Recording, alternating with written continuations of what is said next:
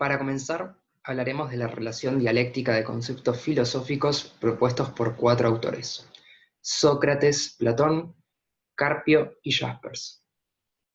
Para Carpio, la filosofía intenta ser un saber sin supuestos. Consiste en un proceso de crítica universal en que la filosofía retrotrae el saber y en general todas las cosas a sus fundamentos, y solo si estos resultan firmes, el saber queda justificado. En caso contrario, si los fundamentos no son lo suficientemente sólidos, habrá de ser eliminado o reemplazado por otro que lo sea. Al destacar la palabra intenta, se señala, como es comprendido por el autor, que no es humanamente posible prescindir de todos los supuestos, sino que se trata más bien de una aspiración que no se cumple.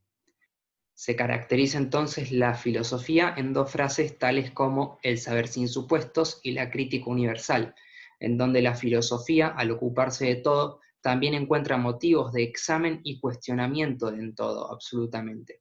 Esta acción con la intención de eliminar todo supuesto y no admitir sino solo aquello que haya resistido la crítica. De la mano con estas críticas, Sócrates sostiene que el conocimiento del hombre es casi nulo. Los demás creen saber cuando en realidad no saben ni tienen conciencia de esa ignorancia.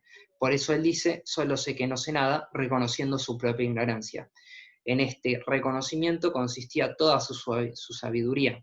El más sabio entre nosotros es aquel que reconoce, como Sócrates, que su sabiduría no es nada. Sostiene que la búsqueda del conocimiento reside en cuestionar todas las ideas antes de considerarlas como verdaderas. Jaspers dice que la filosofía es ir de camino. La búsqueda de la verdad, no la posesión de ella, es la esencia de la filosofía. Las preguntas son entonces más esenciales que las respuestas, y toda respuesta se convierte en una nueva pregunta. Caminar cuestionando aquello que en el caminar sucede, sin plantearse dónde se encuentra el final, eso es la filosofía. Una actividad viva del pensamiento y la reflexión sobre este, o bien el hacer y el hablar de él. Solo sobre la base de los propios intentos puede percibirse qué es lo que en el mundo nos hace frente como filosofía. Platón, por último, dice que el verdadero conocimiento es inmutable e independiente de las experiencias vividas. Dice que las cosas sensibles son contradictorias, cambiantes e imperfectas, separa el mundo de lo sensible y la opinión del ente único, inmutable e inmóvil, obtenido a través de la razón. Denomina a la dianoia como la capacidad de la razón para obtener conocimientos mediante la progresión de las premisas o hipótesis, que no necesariamente son verdades, pero se utilizan como punto de partida hasta llegar a la conclusión necesariamente derivada de aquellas. La misma se vale de diagramas o dibujos como representación imperfecta de los entes que se refiere, sirviendo como punto para pasar de lo sensible a lo inteligible. Por esto Platón da mucha importancia a las matemáticas, ya que argumenta que sirven como preparación para que el espíritu del estudiante se vaya habituando a pensar abstractamente sin ayuda de las cosas sensibles. Por esto mismo, en la República considera 10 años de estudios matemáticos previos a quien quiera luego dedicarse a la filosofía junto a él en la academia. Bueno, lo que me tocó hacer a mí es relacionar la pandemia con el saber vulgar. El saber vulgar es el que se adquiere con las experiencias que vamos transitando día a día, y sus características son la espontaneidad, que está socialmente determinado, que es subjetivo, y la asistematicidad. Que sea espontáneo significa que se constituye sin el propósito de querer lograrlo, o sea, que nosotros lo adquirimos sin querer. Que esté socialmente determinado significa que se va compartiendo a través de los diarios, la televisión, las redes sociales, por boca a boca, bueno, etcétera. Que es subjetivo, que es que depende de cómo una persona lo entiende, o sea, que está determinado por la vida y está determinado por la vida emocional de cada uno. Y bueno, la sistematicidad significa que se va acumulando más o menos casual y desordenadamente. Bueno, esto se relaciona con la pandemia, que nosotros vamos aprendiendo día a día más acerca del virus, a través de lo que alguien nos dice, a través de la televisión, de los diarios, de las redes sociales, y cada persona toma la información que adquiere toma la información que adquiere como ellos quieren. Por ejemplo, hay gente que está en contra de la pandemia, hay gente que está en contra de la cuarentena, y hay gente que está a favor para poder cuidarnos más. Y la sistematicidad significa que nosotros vamos acumulando, por ejemplo, toda la información que nos va llegando acerca de cómo cuidarnos, de la pandemia, del virus y de todo esto. Bueno, después tenía que relacionar la pandemia con las categorías míticas de Hickox.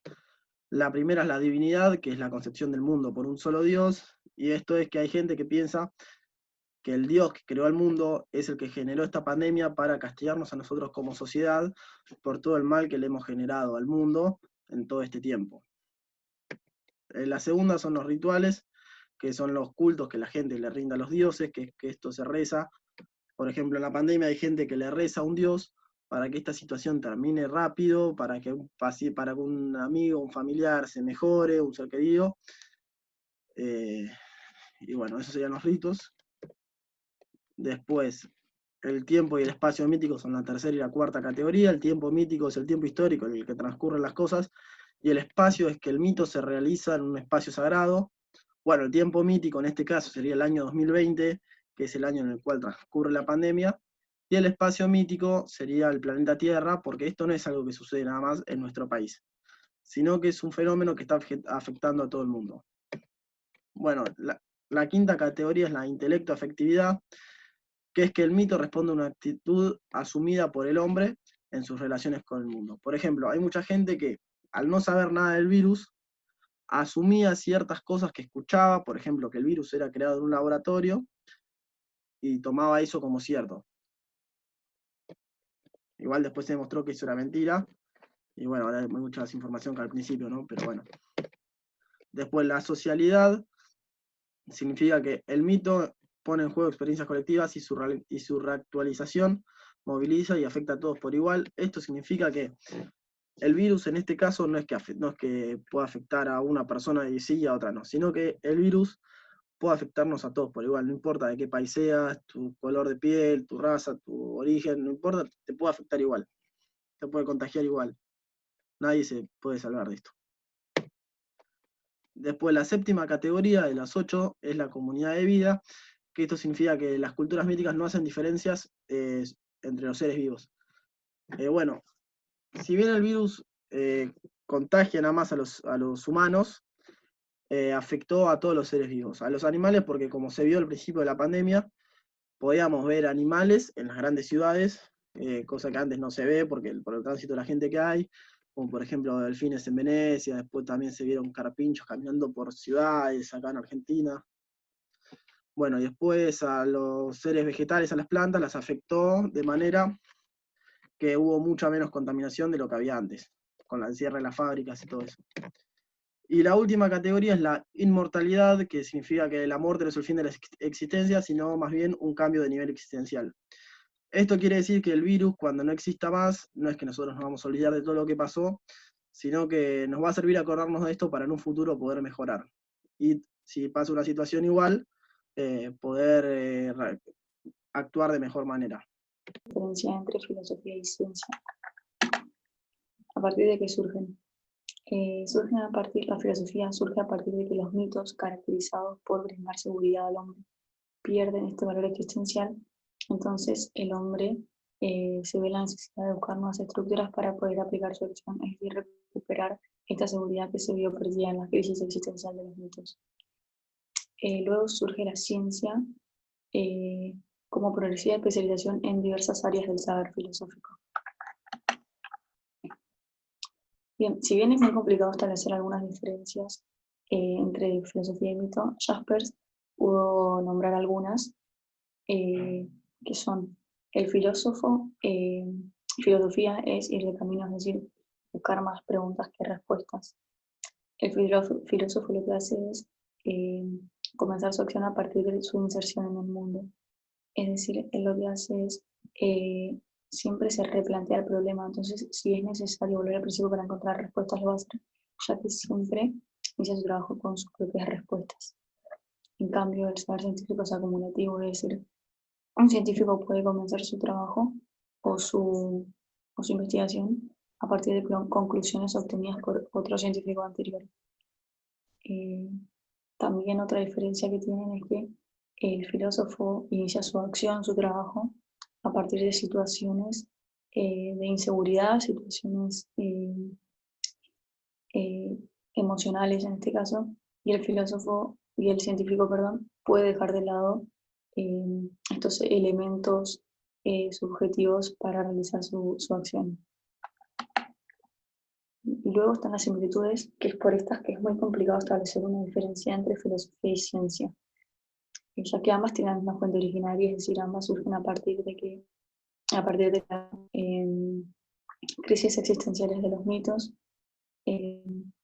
Luego ambos también tienen elementos que no pueden ser objetos de una verificación racional y discursiva, y por lo tanto ambos también tienen una intención explicativa, que esta intención igualmente ya existía indudablemente en los mitos, pero luego fue retomada y continuada por la filosofía y luego también por la ciencia. Hay una frase que caracteriza tanto a mitos como filosofía, que indica que hay cosas que solo deben demostrarse. Esto hace referencia a las intuiciones, que caracteriza tanto a mito como filosofía. Como dije anteriormente, se buscan más preguntas que respuestas sobre el tema a investigar. Ni ciencia ni filosofía son subjetivas, buscan la objetividad, tampoco lo logran, ya que la única área de la ciencia que es objetiva es la matemática, pero nunca logran la objetividad, pero tampoco son subjetivas. Y por último, tanto ciencia como filosofía tienen la misma finalidad, lograr el más amplio saber en su área. Por estas similitudes también es que se dice que es muy complicado encontrar diferencias. Seguramente haya más similitudes, pero es por estas brevemente que es muy complicado establecer diferencias entre filosofía y ciencia. Bueno, el surgimiento de la filosofía. Esta nace con el paso del mito al logos, abandonando las explicaciones míticas de la realidad para darle paso a las racionales. Bueno, acá vemos a ambas. Ambas son sinónimo de palabra. Una significa relato, la otra significa razón. Voy a empezar explicando el mito, que fue el primero. Fue una parte importante para la religión griega. Esta se define como un relato fantástico que da explicaciones de carácter sagrado que pretendían dar las respuestas al origen del mundo y a las cuestiones sociales. Bueno, eran una realidad viva y sus historias tenían un sentido, no es que eran inventadas. Eran de un carácter fantástico, pero eran reales. El mito tiene 8 categorías, que es divinidad, ritual, tiempo mítico, espacio mítico, intelecto, afectividad, socialidad, comunidad de vida e inmortalidad. Estas fueron anteriormente explicadas por un compañero y yo me voy a encargar de explicar 3, que fueron las que perduraron en el tiempo. Bueno, después vemos al logos, como dije anteriormente, significa razón. Se entiende como una evolución o transformación de la forma de pensar que surgió en el tiempo. Esta hacía referencia al nacimiento de la filosofía y de las ciencias como un discurso racional. Daba las respuestas a las preguntas globales, pero limitando el discurso de la fantasía, es decir, el mito. Bueno, como dije anteriormente, las categorías del mito que perduran en el tiempo son 3. Intelecto, afectividad, socialidad y comunidad de vida. La primera se puede definir como un pensamiento mitológico, como una respuesta total ante una situación total dada. Luego del transcurso del logos, el conocimiento debió adecuarse al método científico, siendo un límite para que no invada lo mítico y lo racional. Luego encontramos la socialidad.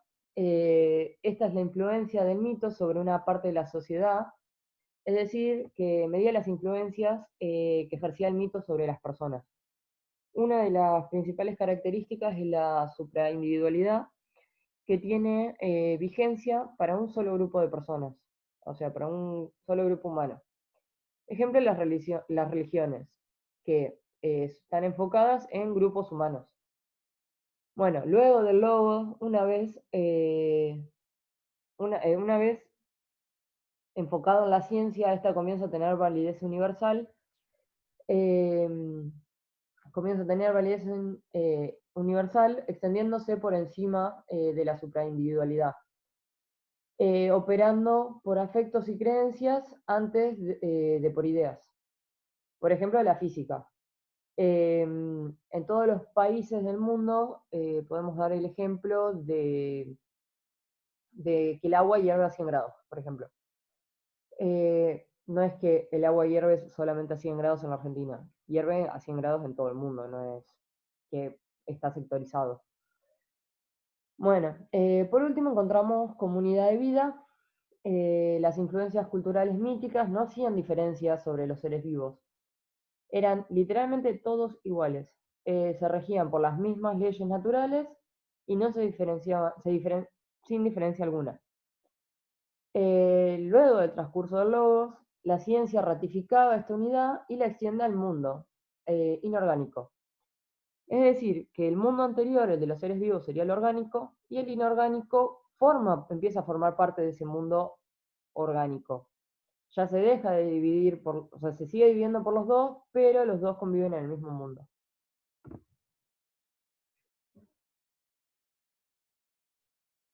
Voy a hablar sobre las diferencias del racionalismo de Sócrates, Platón y Descartes. Para Platón la idea innata es externa al pensamiento y para Sócrates y Descartes la idea está en el pensamiento. El método dialéctico de Platón se basa en la existencia de dos mundos. La paideia es el proceso mediante el cual se busca formar al hombre para despertar sus posibilidades y potencialidades y que llegue al mundo de las ideas, del verdadero conocimiento y sacarlo de las sombras, que es del mundo sensible. Después el método cartesiano de Descartes consiste en emplear la duda para ver si hay algo capaz de resistirla y que sea entonces absolutamente cierto. Esto se aplica a todo y se lleva hasta el último extremo. Después el método socrático consiste en interrogar a los ciudadanos para que se den cuenta de su ignorancia y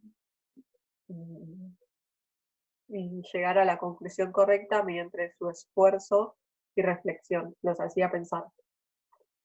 Platón habla sobre la gnosis, que es el conocimiento racional basado en las ideas, que parte de idea en idea para llegar a la primera idea o idea de bien, lo cual se basa en la conexión entre las ideas que poseen una jerarquía o un orden.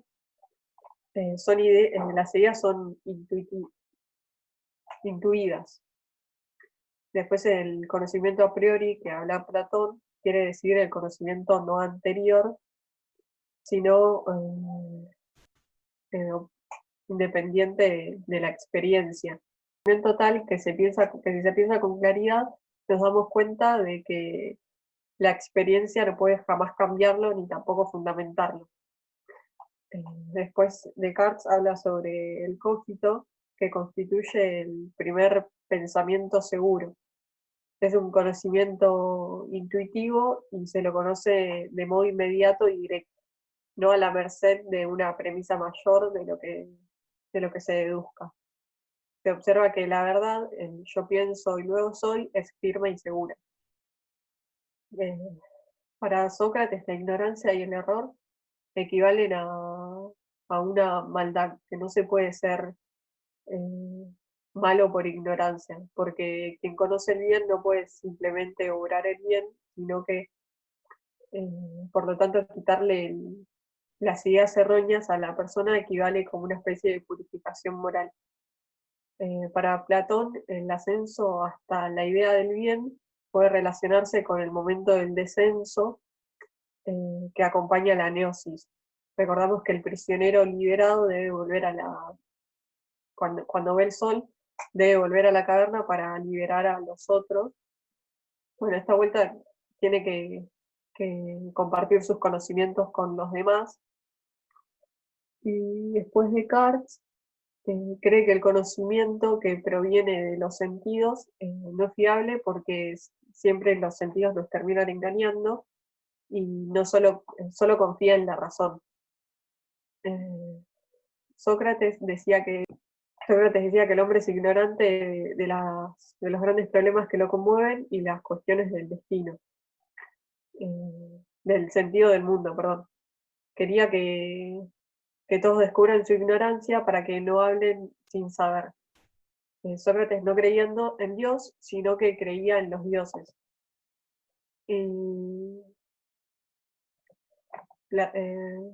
Para Platón no existe un Dios que lo crea todo de la nada, sino que para él hay un demiurgo que copia, que viene acá al mundo sensible para crear un orden que copia todo del mundo ideal, que organiza el caos.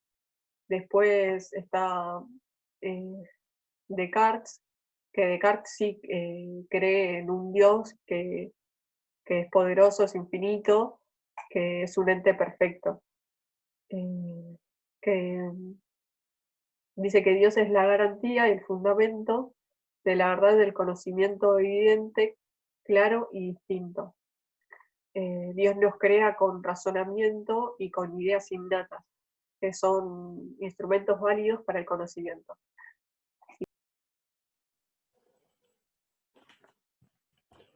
Bueno, vamos a hablar de qué argumentos utiliza Kant para refutar el racionalismo. El debate previo a Kant era las ideologías del racionalismo contra el empirismo. Ambas con representantes destacados. En el racionalismo tenemos a Descartes y en el empirismo lo tenemos a Hume. En el racionalismo se hablaba que para llegar al conocimiento se usaba la razón, y en el empirismo se usaba la experiencia para llegar al conocimiento. Ambas, opuestas entre sí, llevaban una pelea a través del tiempo para ver quién destacaba.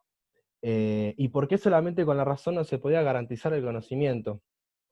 Se tendrían formas enteramente vacías y no se conocería ningún objeto utilizando la razón, es decir, las formas a priori. Y tampoco con puras impresiones puede haber conocimiento, esto referido a la experiencia, para formas a posteriori. ¿Y por qué la razón no sería suficiente? Porque distintos pensadores, utilizando la razón, llegaban a distintos resultados. Esto era un problema y Kant encuentra una solución en una revolución copernicana. El objeto con una verdad en sí misma ya no es el centro de atención, sino que el sujeto de conocimiento pasa a ser el centro. Esto es un giro copernicano muy revolucionario para su tiempo, y ya no es el sujeto el que se adapta pasivamente al objeto, sino todo lo contrario. Ahora el centro está puesto en el sujeto, en los objetos, en los razonamientos que él trae en sí mismo. Para esto, Kant propone distintos tipos de juicio que vamos a analizar en estos apriorismos. Tenemos los juicios analíticos y los juicios sintéticos. Los juicios analíticos es donde el predicado se encuentra dentro del sujeto. Pongamos el ejemplo de la manzana. La manzana es dura. Todos sabemos que las manzanas son duras y el mismo predicado ya me está contando cómo es la manzana.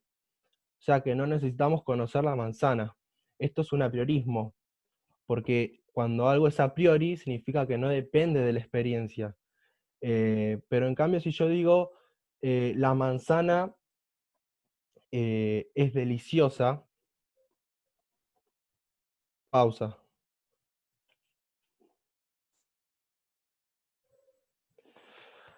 En cambio, cuando yo digo la manzana es deliciosa, estamos hablando de un juicio sintético, porque el predicado aporta algo nuevo al sujeto. Para yo saber que la manzana es deliciosa, yo tengo que probar la manzana. Es decir, que mi experiencia de saber que la manzana es deliciosa va a nacer a partir de la experiencia. Esto quiere decir que es un juicio a posteriori. ¿Y cuál es el problema de esto? Que los juicios analíticos son universales y necesarios. Esas son las características que cumplen, pero no añaden nada nuevo en el predicado. En cambio, el juicio sistemático sí añade algo nuevo, pero es particular y contingente. Entonces, Kant propone estos juicios sintéticos a priori. ¿Qué significa? Que esto aumenta siempre el conocimiento, aporta algo nuevo, y lo nuevo que aporta es universal y necesario. Esto se puede ver en las matemáticas, en la física y en todas las ciencias que estén en el ámbito.